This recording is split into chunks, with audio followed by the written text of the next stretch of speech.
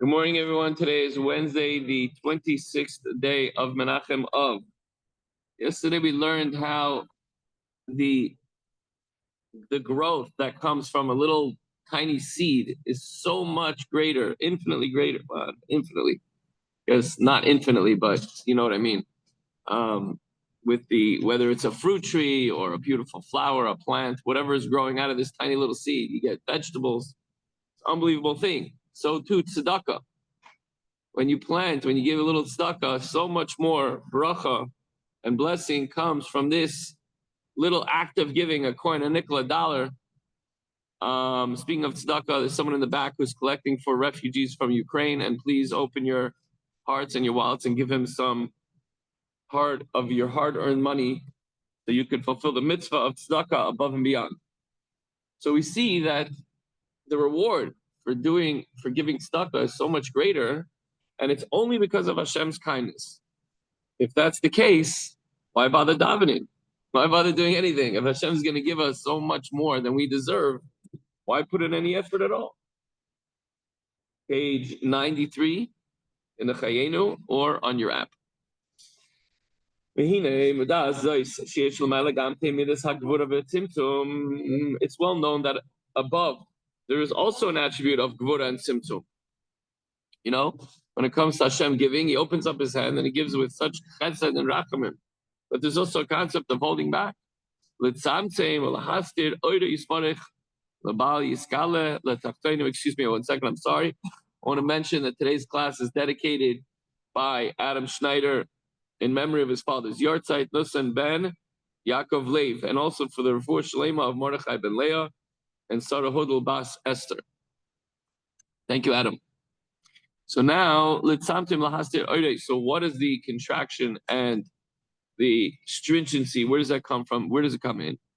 It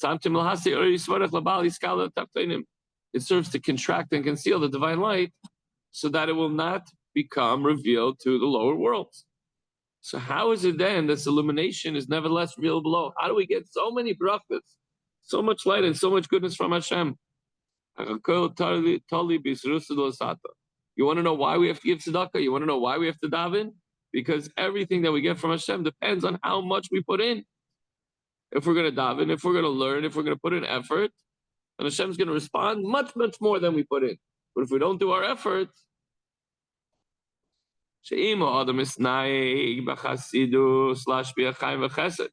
a person conducts himself with kindness by giving life and chesed through acts of tzedakah to sustain the unfortunate, imagine people living in their homes, davening with minyan every day, sending their kids to school, then war breaks out, there's missiles falling, tanks are rolling down the streets.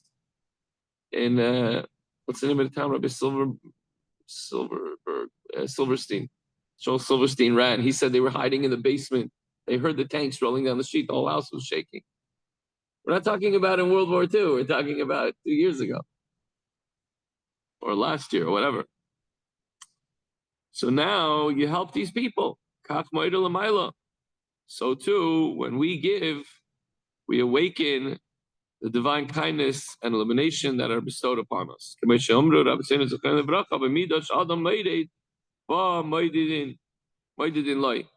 the measure a man meets out, it shall be measured to him.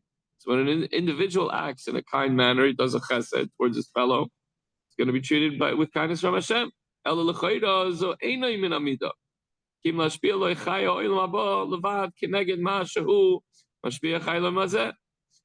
however, that this response is not of the same measure. It's not equal. Oh, you put in, Hashem gives you.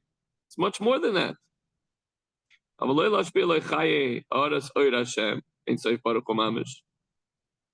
the appropriate reward for man in this physical world should surely be corresponding to a higher spiritual reward in the world to come. So not that a man is granted the life that comes from the actual light of Hashem. And where does it come from? To be granted the life that comes from the actual light of Hashem, to illuminate and enlighten his darkness in the service of Hashem through davening. For the latter, the second level during davening, let's say, is a grade and level of a higher tshuva, a higher level of tshuva. So this level of tshuva, this level of connection, and the blessings that he received actually surpasses the whole life of the world to come. So the blessing, the reward he gets is not just you're gonna have a good life, you're gonna have a lot of money, you're gonna have a wonderful family, you're gonna have unbelievable light in the world to come, even more than that, higher than that. We